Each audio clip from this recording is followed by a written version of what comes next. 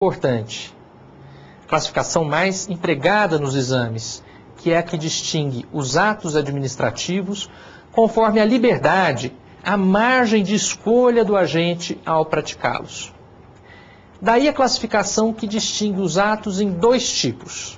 De um lado, os atos vinculados e de outro, os atos discricionários.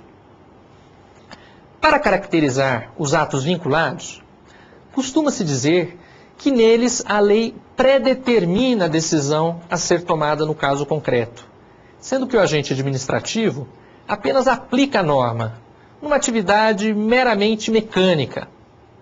Por exemplo, ao apurar o imposto a ser pago pelo contribuinte, o fiscal deve aplicar corretamente os dispositivos legais para a apuração do valor correto do tributo, o que é uma operação matemática.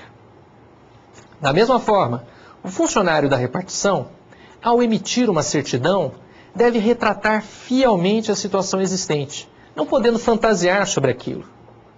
Veja, se esses agentes deixarem de cumprir exatamente aquilo que a lei determina, o ato será inválido.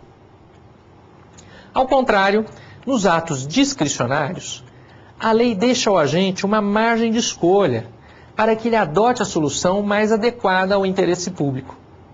Sim, pois o legislador, ao editar a lei, ele não tem o poder de prever todas as situações possíveis e editar todas as normas apropriadas a essas situações.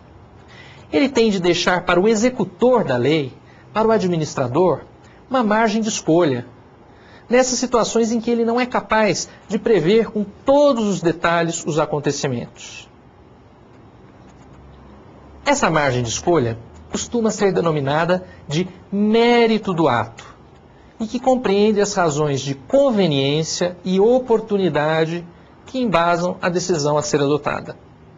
Somente os atos discricionários, portanto, possuem mérito, nesse sentido que nós estamos falando. Na verdade, essa classificação de atos vinculados e atos discricionários é criticada, pois, na verdade, essas características muitas vezes se misturam em um mesmo ato. Por exemplo, um agente de fiscalização ambiental pode ser obrigado a lavrar uma multa quando diante de uma infração ambiental, o que constitui uma vinculação para ele. Porém, ele pode ter uma margem de escolha na fixação do valor da multa, o que será uma atividade discricionária. Assim, melhor do que falar em ato discricionário, é falar em aspectos discricionários que podem existir num determinado ato.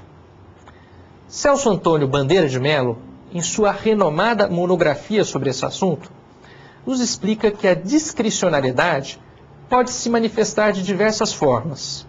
Vamos ver? Ela pode se manifestar a. na determinação ou reconhecimento da situação de fato necessária à prática do ato. B. na conveniência de agir ou não agir. C.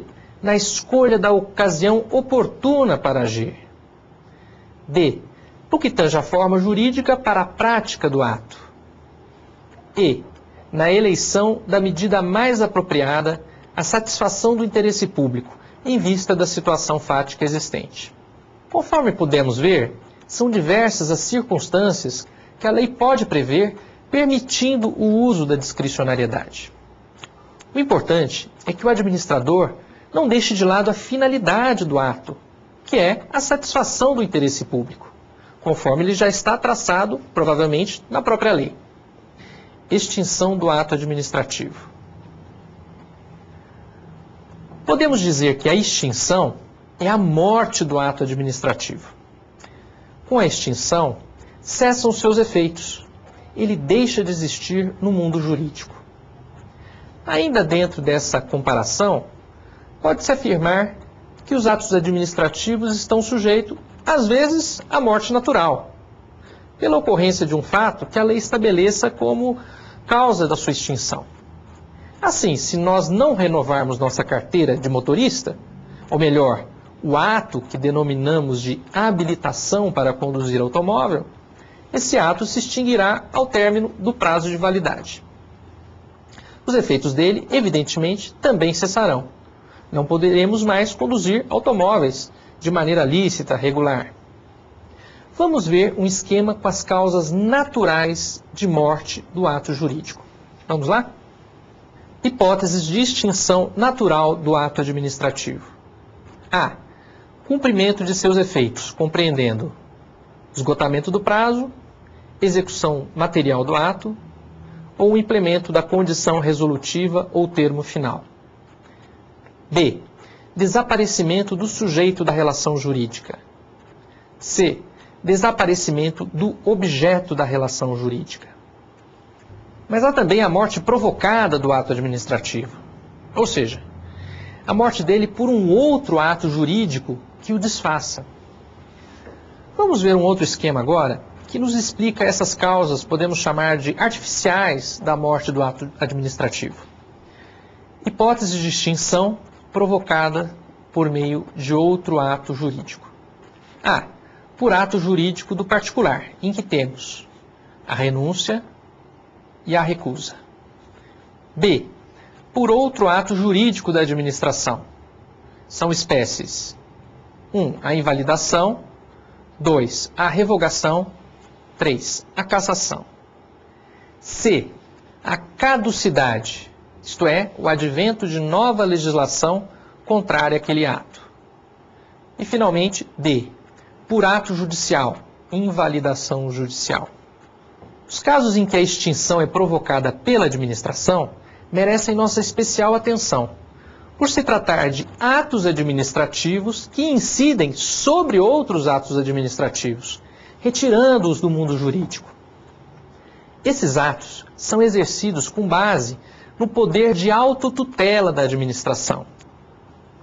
Você deve se lembrar que já falamos da autotutela na aula em que tratamos dos princípios da administração. A invalidação. Vamos aqui utilizar um conceito excelente fornecido por Celso Antônio Bandeira de Mello. Para ele, a invalidação, que também é chamada de anulação, é a supressão, com efeito retroativo, de um ato administrativo ou da relação jurídica dele nascida, por haverem sido produzidos em desconformidade com a ordem jurídica. Ao invalidar, isto é, ao anular seus atos, a administração exerce um dever, o dever de reparar, de consertar aquela ordem jurídica que foi violada. Vamos imaginar o ato administrativo, esse ato administrativo viciado, como um borrão que atrapalha a harmonia e a beleza de uma pintura, que é a ordem jurídica. É necessário, então, apagar esse borrão, sem deixar nenhum vestígio, nenhum traço dele. Essa necessidade de apagar o borrão de que falamos faz com que os efeitos do ato de invalidação operem retroativamente. É como se tentássemos voltar no tempo e desfazer tudo aquilo que se fez de errado, sendo que já vimos que, em alguns casos, esses efeitos são mantidos de forma excepcional para não prejudicar situações já consumadas, em que há pessoas de boa fé afetadas pelo ato viciado. Em razão do dever